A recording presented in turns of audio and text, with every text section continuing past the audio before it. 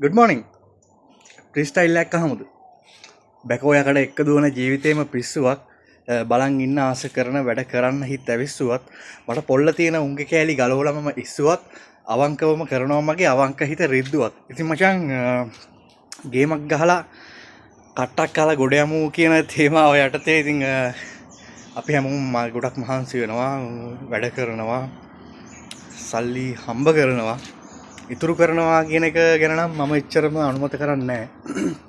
මොකද මේ ඉතුරු කිරීමක් කරනවට වැඩිය මම නම් දකින්නේ ආයෝජනයක් කරන එක ඇත්තටම ගොඩක් වටිනවා කියලා. ඉතින් හැමෝම try කරනවා ගොඩ යන්න. හැමෝම try කරනවා මේ ජීවිතේ ගොඩ දාගන්න. ඉතින් කට්ටක් කාලා ජීවිතේ ගොඩ දාගන්න ඕන කොහොම හරි අනිවාර්යෙන් අපි හැමෝම. ඉතින් මගේ ජීවිතේ ගෙවෙන විදිය තමයි මේ TikTok සහ Facebook මේ දෙකෙන්ම මම ඔයාලට පෙන්නන්නේ මගේ ජීවිතේ ගෙවෙන විදිය මගේ ජීවිතය ඇතුලේ සිද්ධ වෙන දේවල් ටික. හැබැයි මචං මෙතන චූටි ගැටලුවක් තියෙනවා. මට උත්සාහ කරනවා එක දිගට අසාර්ථක වෙනවා එක දිගට.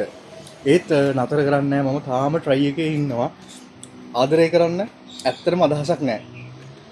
ගෑනු ළමයි ගැන කෙල්ල වෙන නම් ලොවෙත් අදහසක් නැහැ මචං.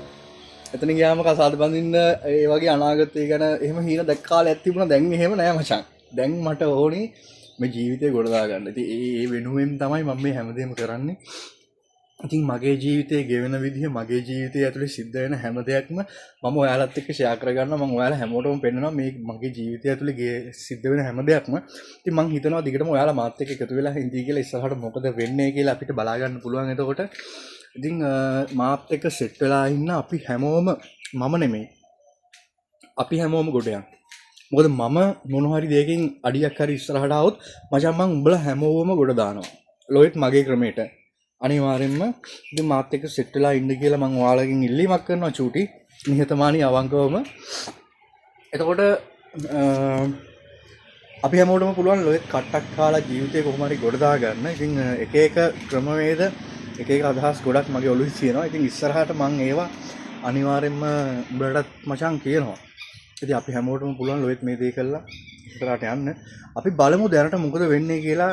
දැනට මගේ ජීවිතේ ගෙවන විදිය තමයි මචං ඔයාලට මම මේ වීඩියෝ කරා පෙන්නන්නේ. ඉතින් කට්ටක් කාලා ජීවිතේ ගොඩ දාගන්න හදන ඔයාලා හැමෝටම උතුරන්න හරියන්න ඕන කියන අවංක ප්‍රාර්ථනාව ඇතුව දැනට මම මේ වීඩියෝ එක නතර වෙනවා. සුබ දවසක්.